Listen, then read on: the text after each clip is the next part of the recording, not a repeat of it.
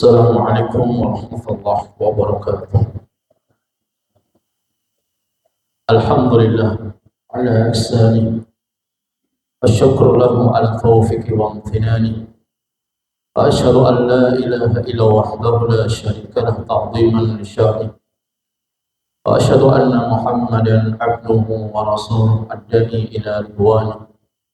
Wa sallallahu wasallama ala alihi wa ashabihi wa ikhwani.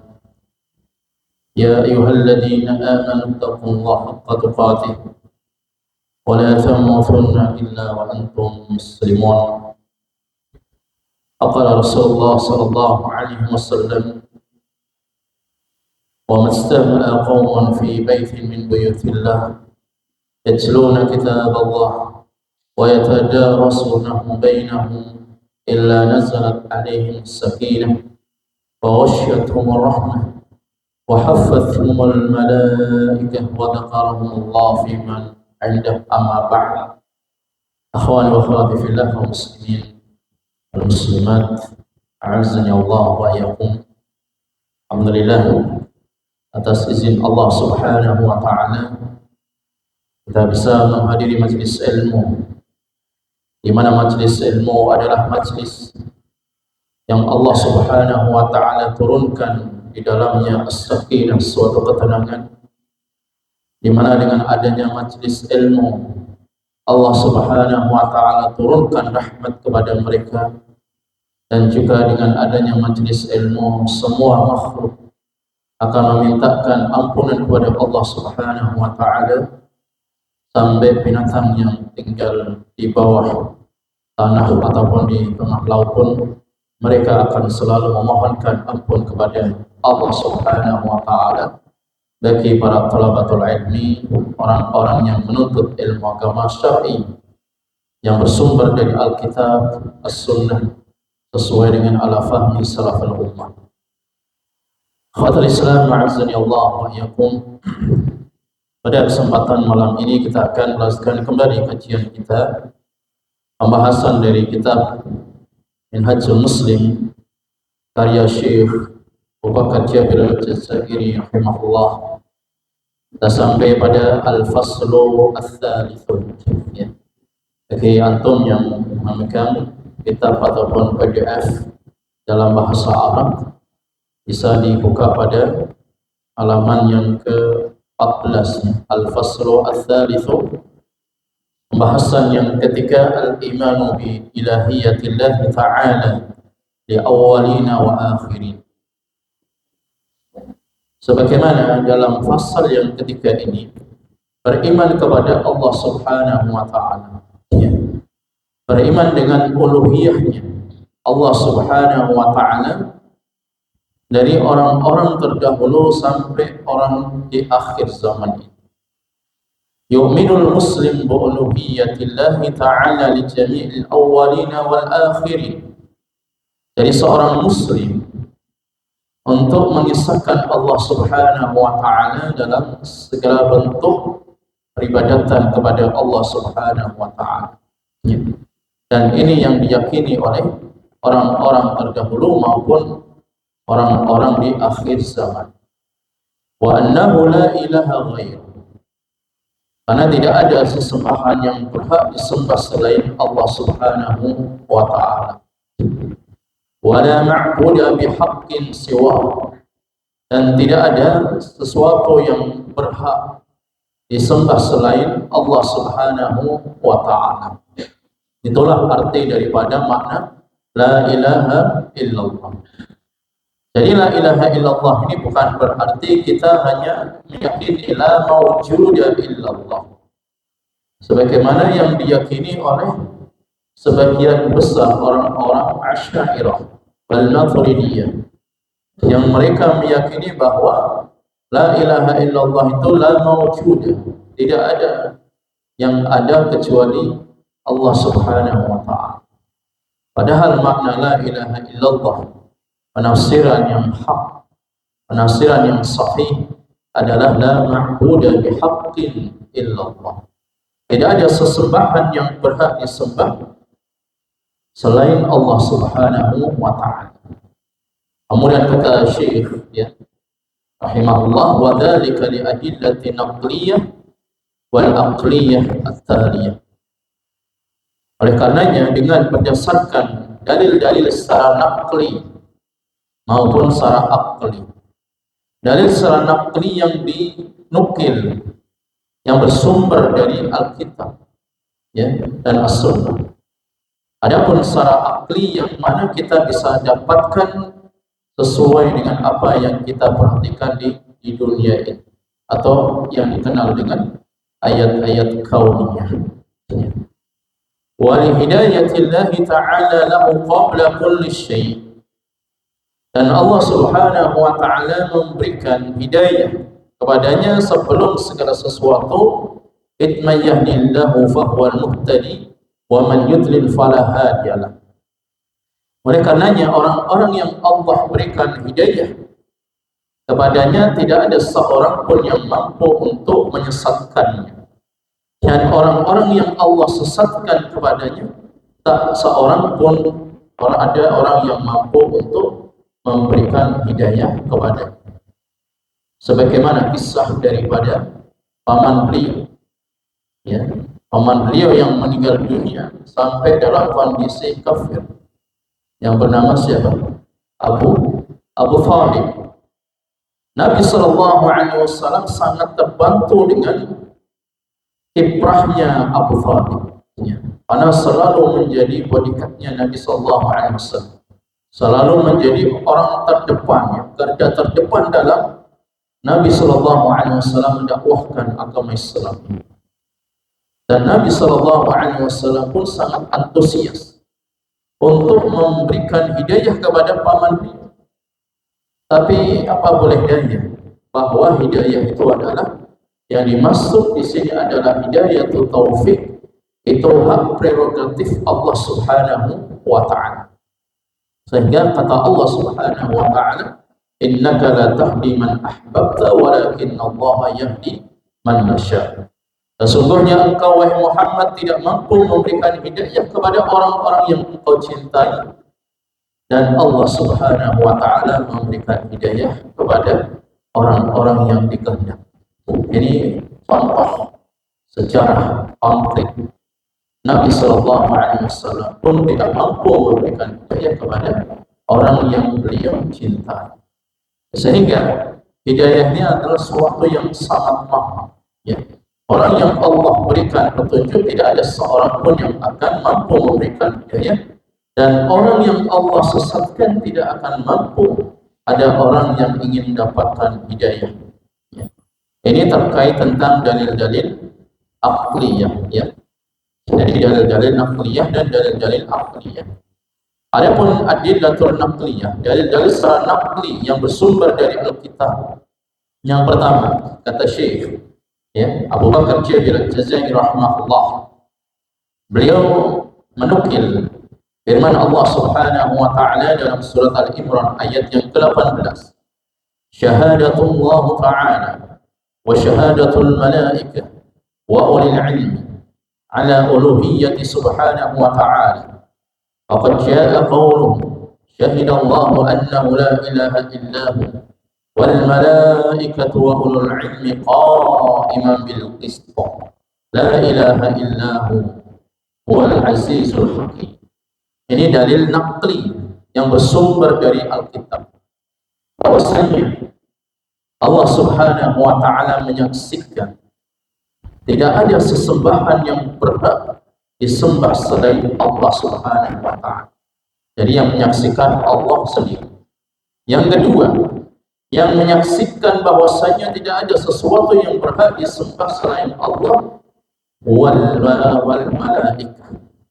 Yang pertama Allah, dan yang kedua para malaikat semuanya serentak menyaksikan tidak ada sesembahan yang berhak disembah selain Allah Subhanahu wa taala. Dan yang ketiga yang menyaksikan adalah ulul ilmi. Siapa ulul ilmi di sini? Adalah para ulama. Qa'iman bil qist, yang mereka ini benar-benar menegakkan suatu keadilan. La ilaha illahu, tidak ada sesembahan yang berhak selain Allah. Al-Aziz Al-Hakim, ialah Allah yang maha perkasa dan dialah Allah yang maha bijaksana. Ini dalil naqliyah yang menunjukkan tentang uluhiyahnya, ya. Beriman kepada uluhiyah Allah Subhanahu wa taala yang berhak untuk diibadahi hanyalah Allah Subhanahu wa taala semata. Ini yang pertama. Dalil naqliyah yang kedua yang beliau nukil Syekh Bakar Abu Bakar Jabir Al-Jazairi rahimahullah, ikhbaruhu ta'ala bidzalika fi ghairi ayatin min kitabil aziz, qala ta'ala Allahu la ilaha illa hu al-hayyul qayyum la ta'khudhuhu sinatun wa la nawm. Allah Subhanahu wa taala mengkhabarkan di dalam kitabnya, bukan hanya satu dua ayat, tapi banyak di dalam ayat-ayat yang ada di dalam Kitabul Aziz, bahwa Allah Subhanahu wa taala la ilaha illa hu, tidak ada sesembahan yang berhak disembah selain Allah Subhanahu wa taala. Ini dalil naqli yang kedua, bahwasanya wajib beriman dengan uluhiyah, keesaan Allah Subhanahu wa taala, yang melazimkan orang yang sudah mengetahui rububiyah yastalzimu bil aqidah atau bi tauhidil uluhiyah. Orang yang sudah mengisahkan Allah, mengetahui bahwa tentang adanya rububiyah, dialah Allah Subhanahu wa taala yang mencipta, dialah Allah Subhanahu wa taala yang memberi rizki, dialah Allah Subhanahu wa taala yang mengatur alam semesta ini. Yang ini adalah melazimkan orang untuk mengisahkan Allah Subhanahu wa taala dalam segala aspek ibadah. Sehingga Allah Subhanahu wa taala dalam ayat yang kedua ini, Allah sendiri yang mengkhabarkan bahwasanya tidak ada sesembahan yang berhak selain Allah Subhanahu wa taala. La ta'khudhuhu al-hayyu al-qayyum. Dialah yang maha hidup dan yang maha yang tegak berdiri. La ta'khudhuhu sinatun wa la nawm.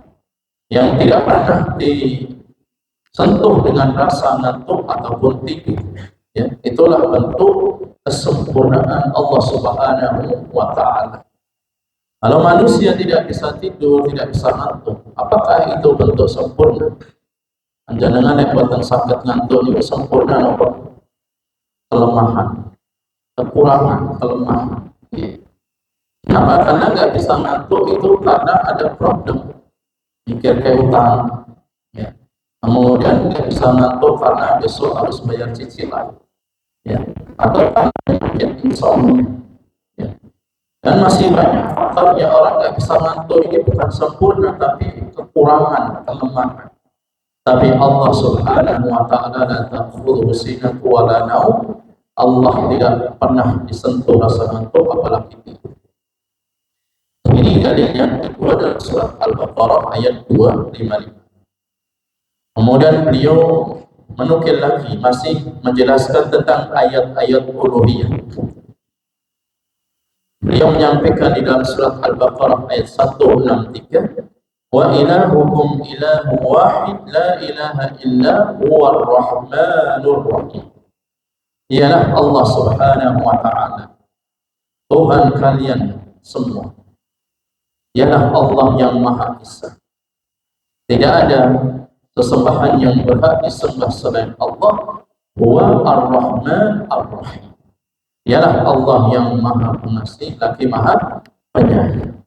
Ini dalil-dalil tentang menunjukkan Allah itu, ya, Esa, ya. Kemudian dalil dari As-Sunnah, ya, dalil naqliyah yang bersumber dari Alkitab dan As-Sunnah. Dalil dari As-Sunnah, Nabi qala Nabi Musa alaihi salam, ketika Allah Subhanahu wa taala sampaikan kepada Nabi Musa, Nabi Musa yang mendapatkan gelar sebagai Nabi apa? Kalimur Rahman. Jadi Nabi Musa itu yang diajak bicara langsung oleh Allah Subhanahu wa taala.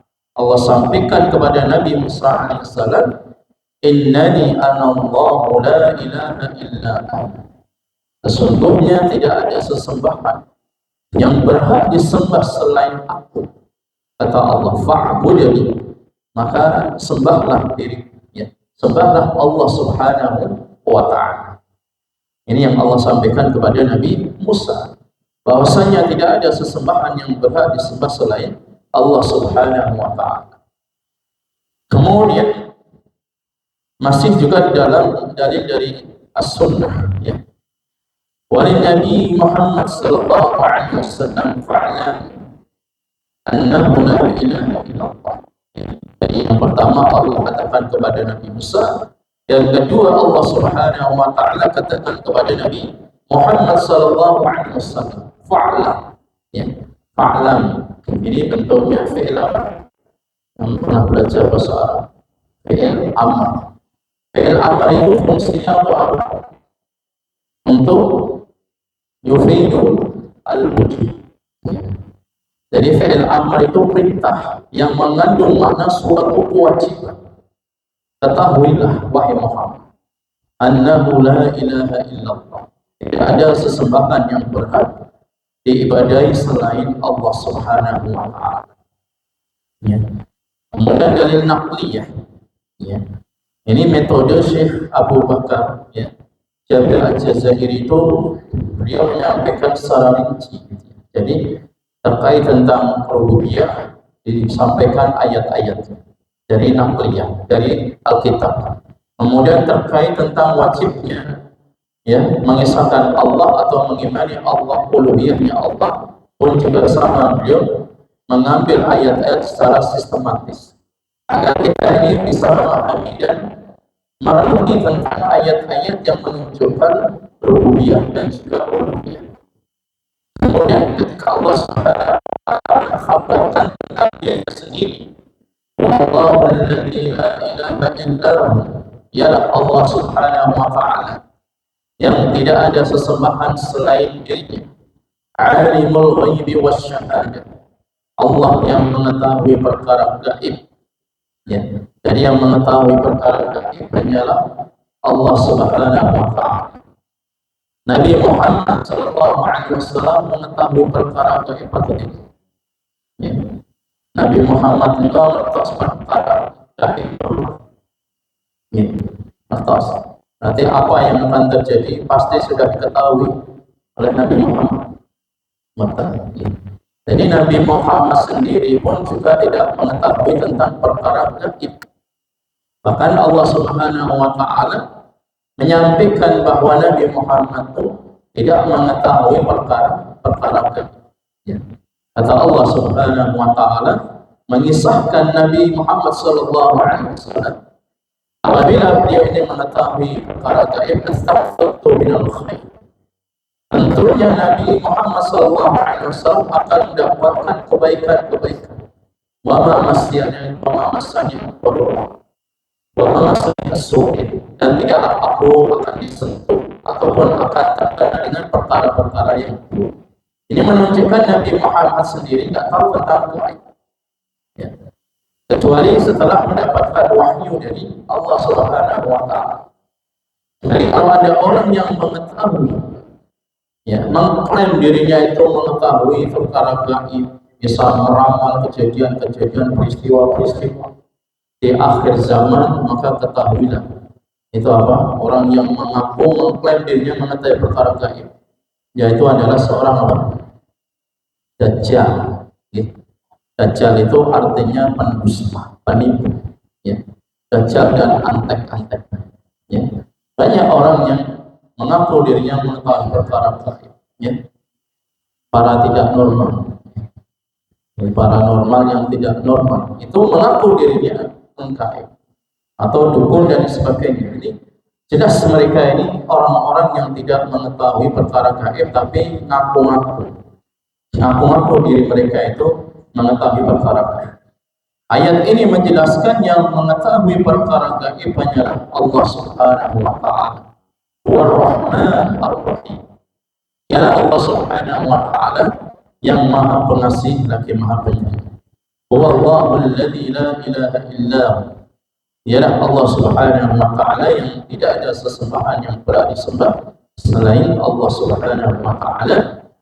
Illahu huwal malikul quddus. Dialah Allah Subhanahu wa taala yang Maha Merajai, ya.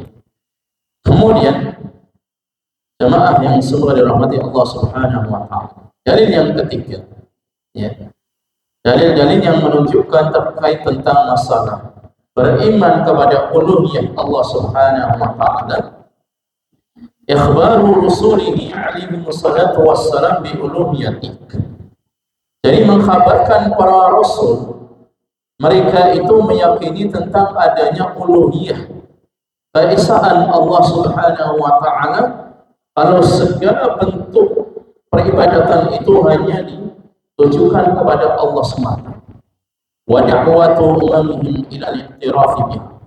Dan mereka itu menyeru kepada seluruh umatnya untuk mengetahui ataupun mengimani tentang uluhiyah, tentang keesaan Allah Subhanahu wa taala dalam ibadah. Dan inilah dakwahnya para rasul, ya. Jadi dakwahnya para rasul itu an ya'budullah wajtanibut taghut. Mereka mengajak manusia untuk beribadah kepada Allah semata dan menjauhi perkara-perkara taghut. Kemudian kata beliau, wa ila ibadatihi ta'ala wahdahu duna siwa, ya. Dan mengajak manusia untuk beribadah kepada Allah semata, menjauhi sembahan-sesembahan yang lain, ya. Karena sesembahan-sesembahan selain Allah itu sangat banyak, baik yang berupa batu, berupa pohon, ya, atau berupa binatang.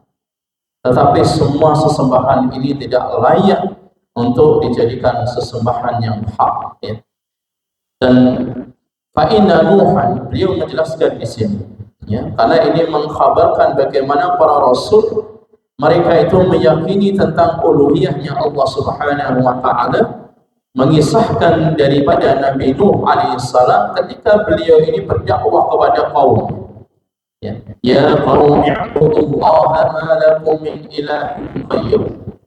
Wahai kaumku, ya, kata Nabi Nuh alaihissalam, u'budullaha, sembahlah Allah Subhanahu wa taala, ma lakum min ilahin ghairuh, tidak ada sesembahan yang berhak disembah, ya, selain daripada Allah Subhanahu wa taala. Wa kanuhin wa hudan wa salih wa syu'aib ma minhum ahadun illa qala, ya, selain daripada Nabi Nuh, Nabi Hud, Nabi Salih, Nabi Syu'aib, ya, semua para rasul itu dakwahnya kepada manusia adalah ya qaumi i'budullah, wahai kaumku sembahlah Allah Subhanahu wa taala, ma lakum min ilahin ghairuh, tidak ada sesembahan selain Allah Subhanahu wa taala, ya. Begitu juga apa yang disampaikan kepada Nabi Musa. Siapa kaumnya Nabi Musa? Bani Israel, ya. Itu kaumnya Nabi Musa alaihissalam, yang mana Allah Subhanahu wa taala itu sering menyebut Bani Israel, ya Bani Israel adhkuru ni'mati allati an'amtu 'alaikum wa inni faddaltukum 'alal 'alamin, ya.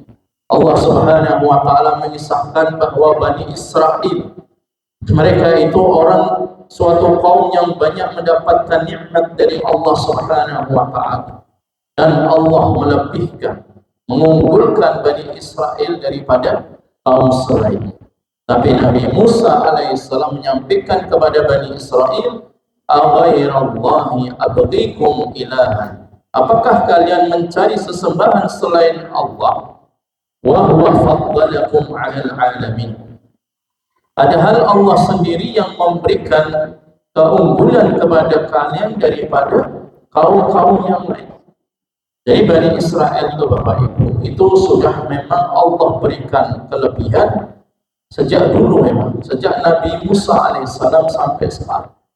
Makanya tidak heran kalau dari kalangan Bani Israel itu mereka mendapatkan kelebihan, mungkin IQ-nya, ya, mungkin secara, ya, jenisnya, atau dengan masalah kepiawaian mereka dalam masalah bisnis, ya, atau dalam masalah duniawi.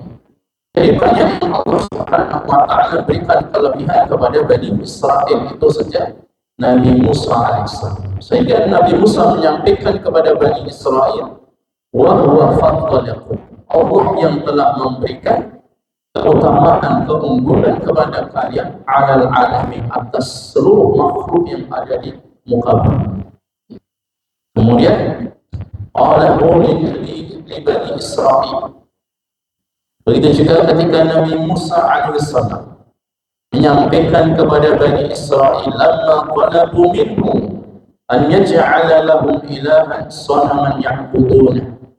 Jadi pada waktu ketika Bani Israel meminta kepada Nabi Musa alaihissalam untuk dibuatkan suatu sesembahan, ya, ini kan sesuatu permohonan, permintaan yang di luar amal, ya, yang mana Nabi Musa alaihissalam dakwahkan kepada Bani Israel untuk menyembah kepada Allah, tapi malah Bani Israel minta kepada Nabi Musa Tuhan yang terbuat dari batu atau yang lainnya untuk mereka sembah. Ini kan jelas bertentangan, kontradiktif apa yang disampaikan Nabi Musa dengan permintaan Bani Israel kepada Nabi Musa alaihissalam. Kemudian qala Yunus fi tasbih, itu juga yang disampaikan Nabi Yunus, ya, ketika beliau bertasbih memuji Allah Subhanahu wa taala. Ini masih menjelaskan ayat-ayat tentang beriman dengan uluhiyah, keesaan Allah Subhanahu wa taala. La ilaha illa anta subhanak, tidak ada sesembahan yang berhak disembah selain Engkau ya Allah. Subhanak, maha suci.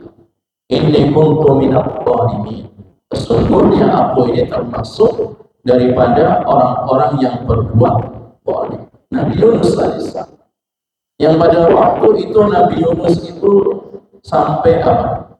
Sampai gak tahan, gak sabar menjumpai umat yang tidak pernah mengikuti ajakan. Ketika disuruh untuk beribadah kepada Allah, dia terus menolak, terus mencari sesembahan selain Allah, ya, dengan patung, dengan berhala, sampai Nabi Yunus alaihissalam pun kabur dari medan dakwah, dan Allah Subhanahu wa taala pun beri peringatan kepada beliau, ya. Sampai Nabi Yunus, ya, naik di atas perahu dan dia termakan dengan apa? Ikan paus. Ini menunjukkan sampai beliau ini mengakui, ya, la ilaha illa anta subhanaka inni kuntu minadh dhalimin. Tidak ada sesembahan yang berhak disembah selain Engkau. Maha suci Engkau, sesungguhnya aku termasuk orang-orang yang berbuat zalim. Ya. Begitu juga yang disampaikan oleh Nabi kita, Nabi Muhammad SAW.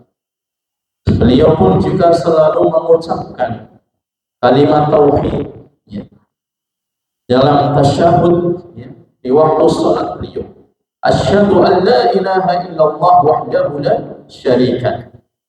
Aku bersaksi tidak ada sesembahan yang berhak disembah selain Engkau ya Allah, dan tidak ada sekutu baginya, ya. Itu yang disampaikan atau yang dibaca Nabi Muhammad SAW ketika beliau pun dalam tasyahudnya. Ini yang disampaikan oleh Syekh, ya, Abu Bakar Jabir Al-Jazairi berkaitan tentang pasal yang ketiga, mengimani uluhiyahnya Allah Subhanahu wa taala dari para rasul ataupun sampai orang-orang di akhir zaman ini. Ini berkaitan tentang dalil-dalil naqliyah, ya. Jadi beliau menyampaikan dalil naqliyah itu ada 3 tadi, ya. Di dalam surat Al-Imran, kemudian dalam surat Thaha, surat Al-Hasyr, kemudian yang ketiga di dalam surat Al-A'raf, ya, dan surat Al-Anbiya. Ini namanya dalil naqliyah. Dalil naqliyah itu apa? Dalil yang bersumber dari Al-Kitab, dari kata nakal, ya. Nakal itu kan yang dipindah, ya, nakal, ya. Jadi naqliyah yang dia ambil, ya, yang diambil dari Al-Kitab. Kemudian yang kedua dalil aqliyah. Dalil apa? Aqliyah. Dalil aqliyah yang bisa dicerna oleh akal kita. Kalau Allah itu Maha Esa, ya, mengimani tentang uluhiyahnya Allah Subhanahu wa taala. Syekh Bakar ya, rahimahullah, beliau menjelaskan berkaitan dengan dalil-dalil aqliyah. Yang pertama, inna rububiyyatahu ta'ala tsabitat duna jadalin mustaslimatun li uluhiyyatihi wa musibatun lah. Jadi berkaitan dengan dalil-dalil rububiyah. Rububiyah itu apa? Mengisahkan Allah dalam perbuatannya. Ifradullah bi af'alihi, mengisahkan perbuatan Allah Subhanahu wa taala. Kalau Allah itu yang menciptakan alam semesta, kalau Allah yang memberi rezeki, kalau Allah yang mengatur semuanya. Itu namanya apa? Tauhid rububiyah. Nah, kata beliau bahwa tauhid rububiyah ini melazimkan dengan adanya tauhid uluhiyah. Kalau dia sudah tahu yang menciptakan seluruh makhluk ini Allah, yang memberikan rezeki kepada seluruh makhluk ini Allah, yang mengatur segala bentuk ya, permasalahan-permasalahan ini adalah Allah, maka sudah sepatutnya dia itu ketika berdoa, ketika beribadah ditujukan kepada Allah Subhanahu wa taala. Ya. Dalil naqliyah, Rabbul ladzi yuhyi wa yumiit. Yuhyi atas Allah yang menghidupkan, wa yumiit atas Allah yang mematikan, wa yu'ti haqqa yu'ti atas Allah yang memberi rezeki, wa yamna' dan juga yang menghalangi dari apa? Dari segala macam bentuk mara bahaya. Wa yanfa'u dan yang memberikan manfaat. Kita ini untuk memohon kepada Allah Subhanahu wa taala agar kita ini mendapatkan manfaat. Kita mencari ilmu, carilah ilmu yang bermanfaat. Karena Nabi sallallahu alaihi wasallam pun terus berdoa pada Allah, Allahumma inni as'aluka ilman nafi'an wa rizqan thayyiban wa 'amalan mutaqabbalan. Itu Nabi terus memohon kepada Allah ilmu yang bermanfaat. Jadi Allah yang memberikan manfaat. Ilmu yang kita dapatkan, kita minta kepada Allah yang bermanfaat. Jadi Allah yang memberikan manfaat. Wa yadur, dan Allah yang mencegah suatu mara bahaya. Sehingga dengan ketika beliau mengiring kita membuat sebuah diksi, Allah yang menghidupkan, Allah yang mematikan, Allah yang memberi rezeki, Allah yang menghalangi dari mara bahaya, maka hendaknya dua mustahiqun lil ibadah. Hendaknya kalian pun beribadah kepada Allah Subhanahu wa taala. Ya. Kalau seandainya ya, yang menciptakan alam semesta ini ada selain Allah, atau ada yang mengatur selain Allah, kira-kira alam semesta ini masih berjalan normal sampai sekarang pun hancur. Ya. Jangankan yang mengatur alam semesta, dalam masalah negara presidennya, kalau dalam suatu negara dan kali presiden itu aman apa malah tambah kacau, tambah kacau. Gitu.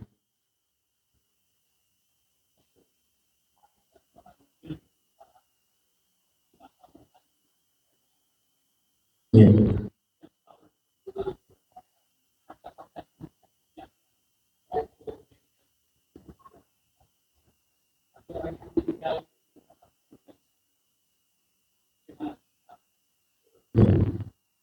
Diminta rezeki pada Allah satu. Jadi boleh saja kita meminta segala sesuatu yang bermanfaat bagi kita. Ya. Kita meminta ilmu, ya. Kita minta kesehatan, kita minta rezeki pada Allah, minta keturunan kepada Allah. Tapi jangan pernah mendikte. Ya. Jangan pernah mendikte Allah Subhanahu wa taala. Artinya apa? Artinya dengan dia meminta terus berdoa kepada Allah satu kali, kemudian dia sudah siapkan semuanya. Jadi sudah siapkan berdoa, berusaha, ikhtiar, ya. Kemudian ditargetkan lagi, ya Allah, saya sudah menyiapkan usaha saya sudah berdoa. Tolong dalam waktu 1 bulan sebelum jatuh tempo turunkan 1 hari. Itu kan mendikte. Jadi kita boleh meminta pada Allah apa saja boleh. Terserah panjenengan. Yang penting jangan tergesa-gesa. Maksudnya tergesa-gesa dalam doa bagaimana? Nabi Shallallahu Alaihi Wasallam menyampaikan di antara orang-orang yang tergesa-gesa dalam doa, yang mengatakan, ya Allah, sudah setiap malam, ya siang hari saya berdoa kepadamu, tapi belum pernah dikabulkan. Ya, Nabi belum pernah dikabulkan. Apalagi yang diminta itu perkara yang besar. Ya. Atau tapi sampai di timeline-nya, waktunya sudah ditentukan. Nanti di akhir tahun ini harus ya penutupan bukunya, masih punya hutang harus bisa ditutup hutang. Jadi inilah artinya tidak boleh kita tergesa-gesa dalam doa dan juga tidak boleh mendikte Allah Subhanahu wa Ta'ala. Panjenengan berdoa terus diiringi ikhtiar, kemudian setelahnya diserahkan kepada Allah Subhanahu wa Ta'ala. Itu memang terkait dengan masalah tauhid rububiyah. Allah yang memberi rezeki. Ya. Kembali dengan masalah secara akliyah, ya. Yang mana tauhid rububiyah ini melazimkan dengan adanya tauhid uluhiyah. Ya. Kata beliau yang kedua adalah, ya. Jadi sebelum masuk yang poin yang kedua, kata Syekh Abu Bakar, ya, rahimahullah, wal mustajibu lihim lahu ifa'atu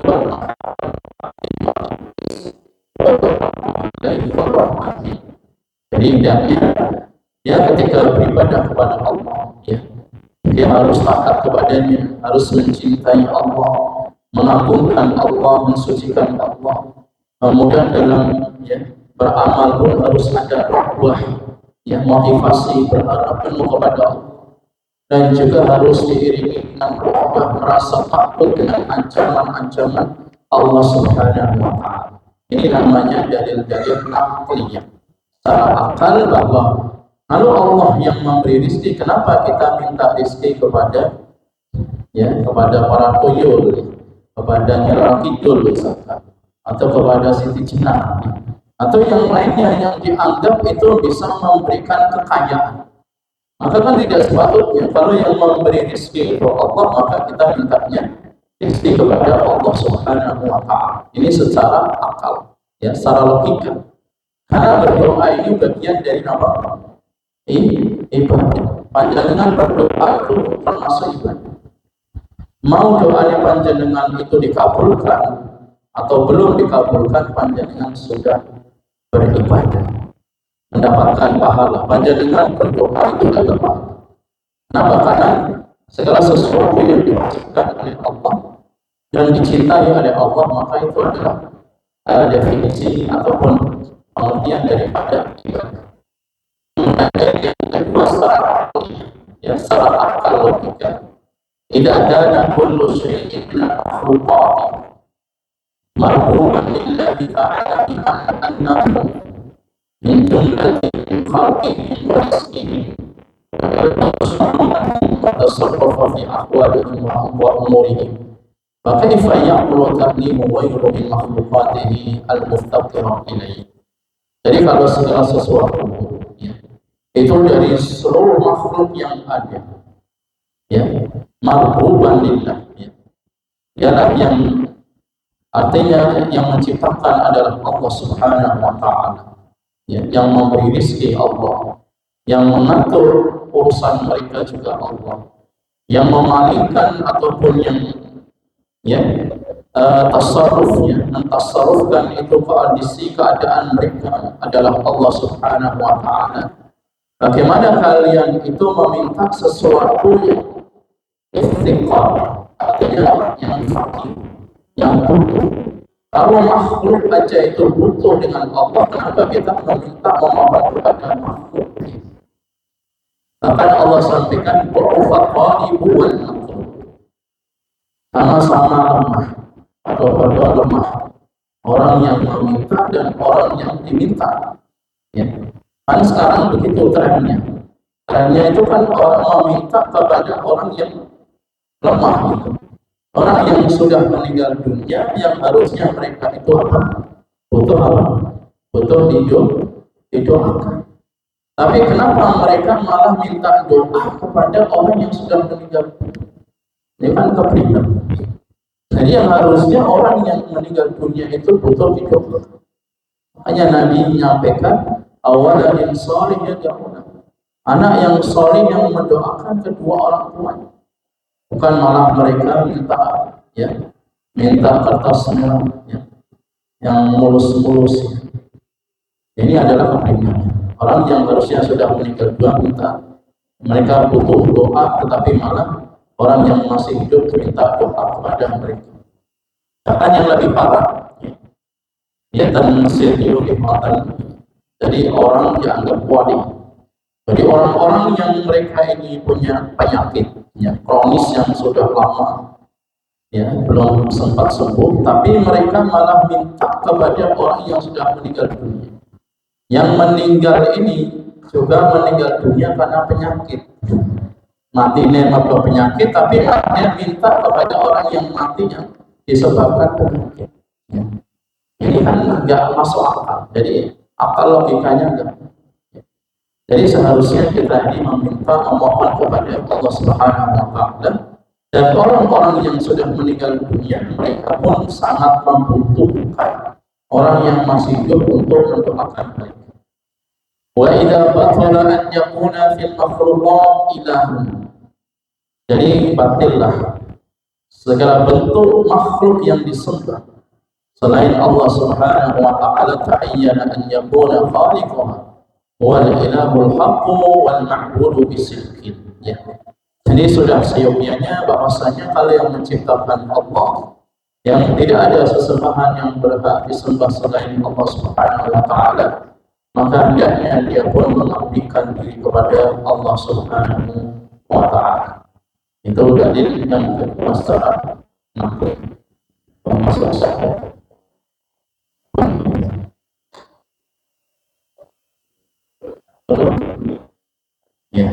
Kita lanjutkan yang ketiga. Ittisafuhu azza wa jalla duna ghairi bi sifatil kamalil mutlaq. Ini saran dalil akli. Dari secara akal mengisahkan Allah Subhanahu wa Ta'ala dalam uluhiyah, bahwasanya Allah Subhanahu wa Ta'ala tidak disifati dengan selainnya kecuali dengan sifat-sifat yang sempurna. Jadi Allah itu tidak disifati kecuali dengan sifat-sifat yang sempurna. Seperti apa? Seperti Allah itu disifati qawiyyan. Qawiyyan artinya sifat yang maha kuat. Qawiyyan. Kemudian qadiran yang maha mampu. Kabiran yang maha besar. Sami'an yang maha mendengar. Basiran yang maha melihat. Raufan, Rauf,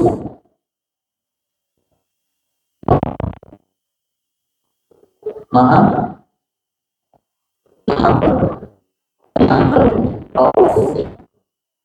Kemudian Rahiman, maha Latifan, maha latif, lembut. Khabiran, maha mengetahui. Jadi Allah Subhanahu wa Ta'ala itu tidaklah disifati kecuali dengan sifat-sifat yang sempurna, kamali. Mujibun lahu ta'yihu qulubi ibadihi lahu bimahabbatihi wa ta'zimihi wa ta'lihi jawarihihim lahu bita'ah wa rizqiyah. Seharusnya kalau Allah disifati dengan sifat sempurna, ini yang melazimkan, mengharuskan orang itu untuk mencintai yang maha sempurna. Orang ini harusnya mengagungkan dan yang maha sempurna. Orang ini harusnya dia mendekatkan diri kepada Allah dengan perbuatan salihnya, mendekatkan diri kepada Allah dengan mentaati yang bermanfaat. Bermasuk kita insyaallah lanjutkan fasal makrobi, sedikit kita mengulas setelah adzan isya.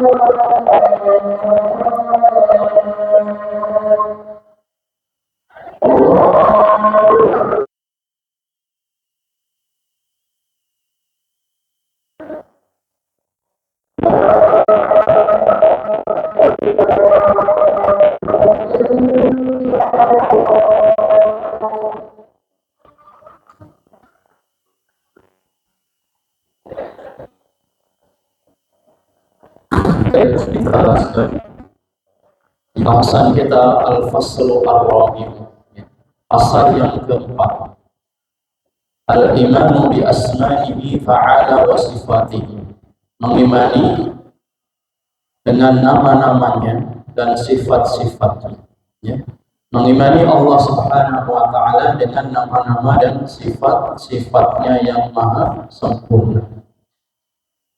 Kata Syekh Abu Bakar Jabir Al-Jazairi rahimahullah, beliau ingin menjelaskan dalam fasal yang keempat.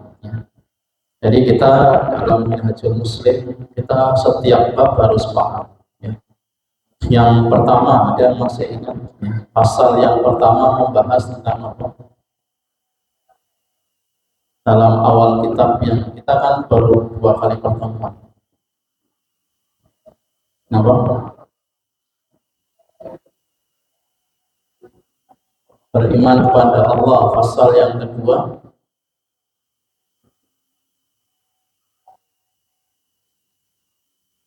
Murajaah bukan karena apa?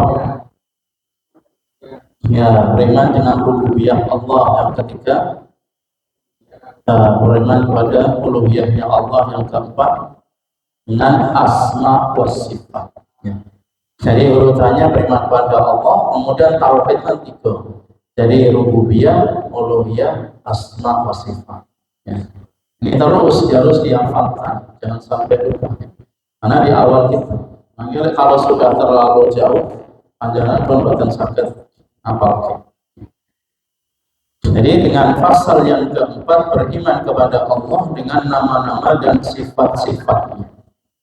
Seorang mukmin muslim, yu'minul muslimu bima illahi ta'ala min asma'il husna. Jadi Allah Subhanahu wa Ta'ala memiliki nama-nama dan sifat-sifat yang indah. Ya. Jadi seyogianya bagi seorang muslim untuk mengimani nama-nama dan sifat-sifat Allah yang indah, wa sifatin 'ulya, dan sifat-sifat yang mulia, yang agung, yang tinggi. wala yusyriku ghairuhu ta'ala fiha, dan tidak boleh menyekutukan Allah di dalamnya, wala yata'awwaluha fayu'attiluha, dan juga tidak boleh mentakwil, ya.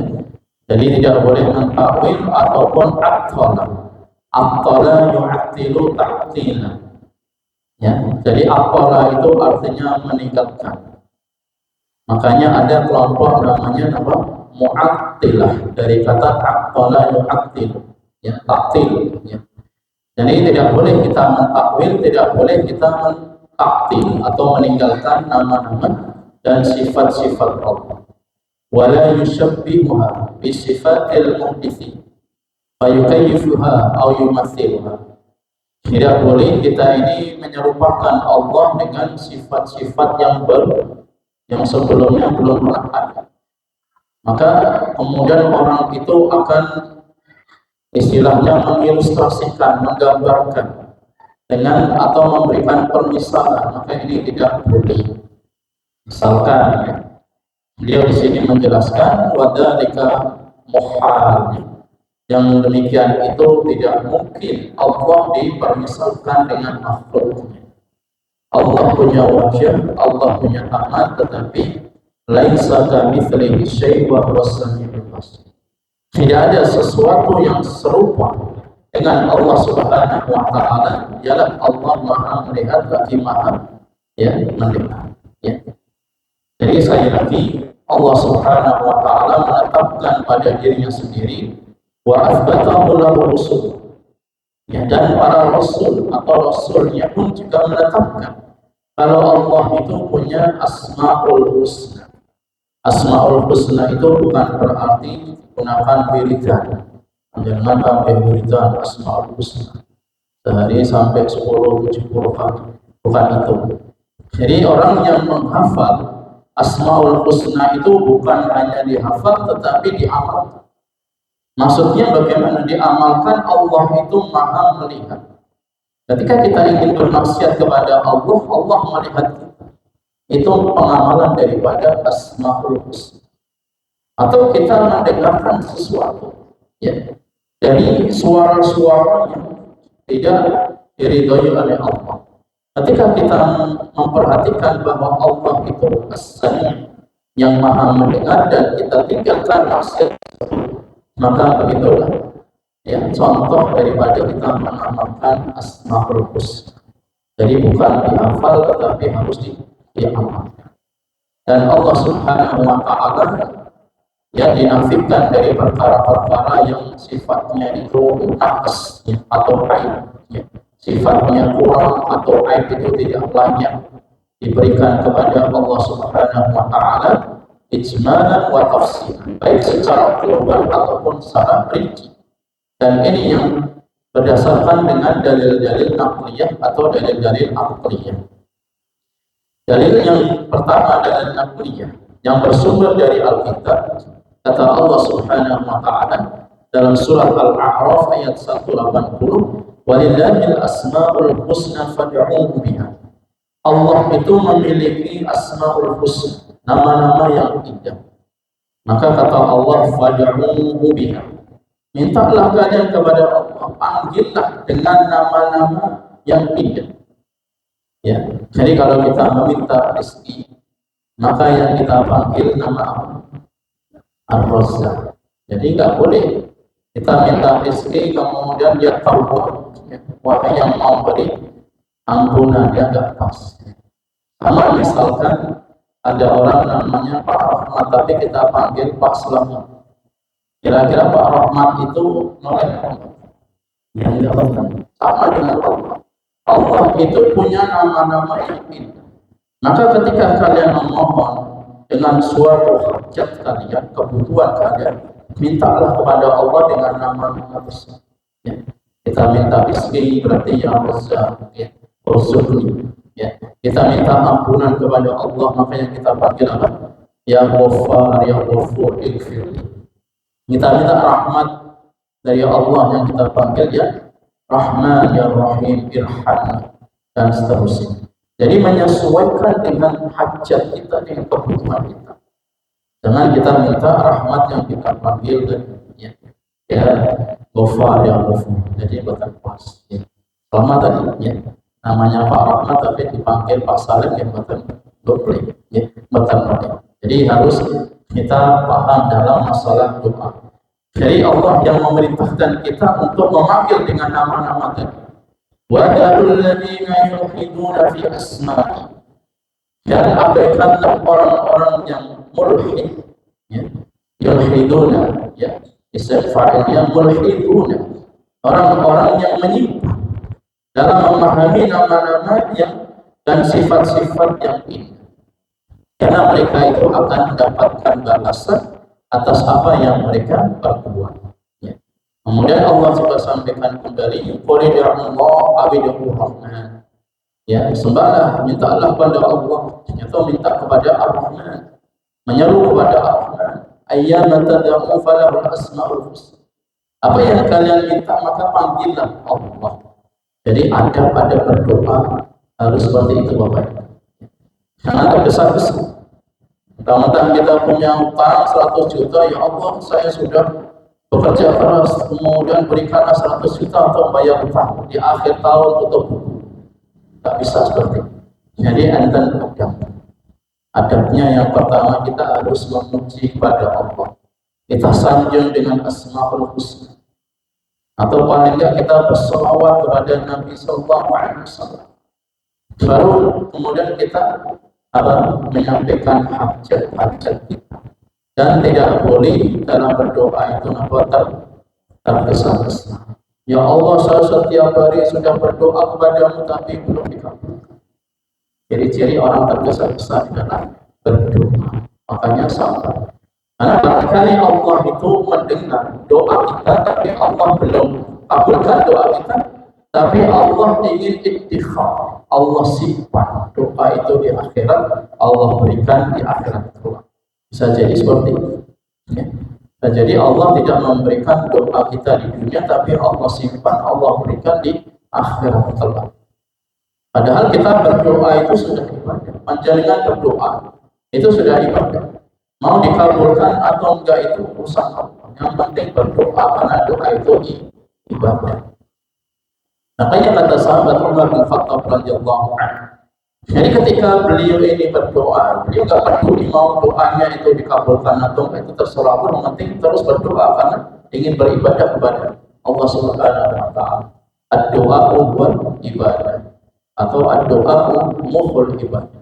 Jadi doa itu saripati ya, inti daripada ibadah adalah doa kepada Allah Subhanahu wa taala. Demikian Bapak Ibu yang saya sampaikan, insyaallah kita lanjut nanti di pertemuan akan datang. Ada pertanyaan?